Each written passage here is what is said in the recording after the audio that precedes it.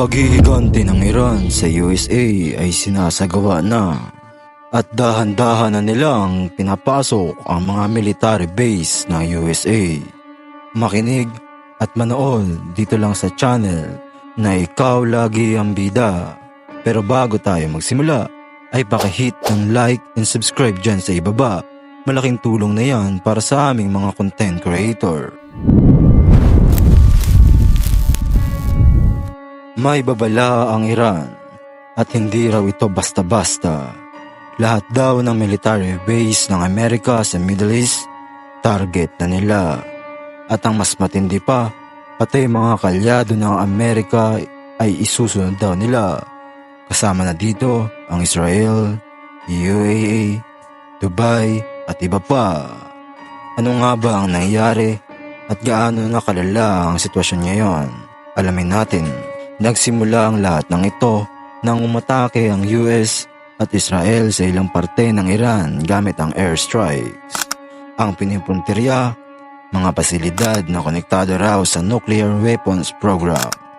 Ang Iran, hindi nananahimik. Ang sagot nila, handa kaming gumanti. Hindi lang yung tipong propaganda. May mga official statement mula mismo sa kanilang mga opisyal na nagsasabing, every American is now a target. Grabe, diretso, walang paligoy-ligoy. Una sa listahan ay ang Iraq. Andyan ang Al-Assad Air Base. Isa sa pinakamalaki at pinakamaimpluwensyang base ng US sa rehiyon. Pangalawa ay ang Qatar. May malaking US command center doon kasama rin ang base sa UAE, Bahrain at Kuwait. Hindi lang airstrike ang banta, posibleng gamitin din ang mga kalyado ng Iran tulad ng Hezbollah o mga militanteng grupo sa paligid para umatake ng paisa-isa. At huwag kalimutan, nandyan pa ang Strait of Hormuz, ang tinatawag na oil highway ng mundo. Kung i-block yan ng Iran, posibleng sumirit ang presyo ng gasolina sa buong mundo. Ang US nagtaas na ng alert level sa lahat ng kanilang base sa Middle East. Naglabas din sila ng global travel alert para sa mga Amerikano sa ibang bansa. Sabi nila, hindi sila magpapasimula ng gulo pero kung aatakin sila, ay handa silang gumanti ng todong-todo. May mga reports na may aircraft carriers na muli nilang pinapasisyon sa Persian Gulf. At pinapalakas na nila ang air defense system ng mga kalyado nila. Dito mas nagiging komplikado ang lahat. Sabi ng Iran, kung papayagan ng mga bansang gaya ng UAE, Bahrain, Iraq at Qatar na gamitin ng US ang kanilang lupa para umatake, ituturing na sila bilang kalaban. Ibig sabihin, hindi sila direktang umatake, basta tumulong sila, target na rin sila.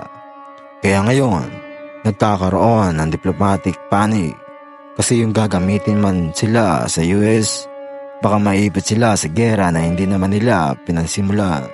Maaring analysis ang nagsasabi, kung hindi mapipigilan ang retaliation ng Iran, posibleng mag-trigger ito ng mas malaking conflict sa buong Middle East. Missile exchange, drone attacks, naval clashes, at kung lalala pa, baka pati ang mga bansang malayo sa Iran ay madamay. Kung ganyan, hindi lang ito laban ng Iran at US. Posibleng magsimula ng mas malawak na gera. Mukhang nangangamoy World War III na nga ba? Sa ngayon, taas bantay ang buong mundo. Lahat naghihintay kung kailan at paano kumanti ang Iran. Tayo na nanonood lang pero ramdam natin ang epekto. Lalo na kung tataas ng langis o magbabago ang takbo ng ekonomiya. Pero meron tayong tanong, masasama ba ang Pilipinas dahil ang Pilipinas ay mayroon ding US military base? Ikaw, ano sa tingin mo? Gaganti ba talaga ang Iran? At kung oo, paano itong mababago ang takbo ng mundo? I-comment mo dyan sa ibaba. At huwag kalimutan mag-like and subscribe para updated ka palagi sa mga ganitong video. Dito lang sa channel na kung saan ikaw lagi ang bida.